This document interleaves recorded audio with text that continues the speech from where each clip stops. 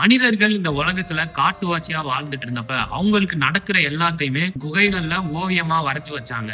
அப்படி அவங்க கிறுக்கி வச்ச ஓவியங்கள் தான் அவங்க வாழ்ந்ததுக்கான அடையாளமா இருந்ததை தாண்டி அடுத்து வர்ற தலைமுறைகளுக்கு அவங்களோட வாழ்க்கையையும் வழியையும் சொல்றதுக்கான ஒரு அந்த கிறுக்கல் ஓவியங்கள் மாறிச்சு.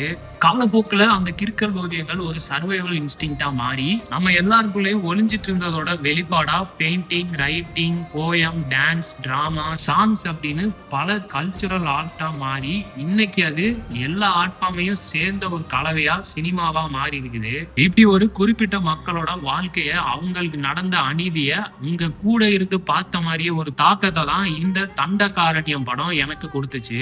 சினிமா வெறும் என்டர்டெயின்மெண்ட்கான ஸ்பேஸா மட்டும் இல்லாம அடுத்து வர்ற ஜெனரேஷனுக்கு நம்மளோட ஹிஸ்டரிய பாஸ் ஆன் பண்ற ஒரு மீடியமாவும் நான் பாக்குறேன். அதை பெர்ஃபெக்ட்டா பண்ண படம் தான் இந்த தண்டகாரண்யம். சோ அதியன் அதிரையோட தண்டகாரண்யமா மறக்காம எல்லாரும் தியேட்டர்ல போய் பாருங்க.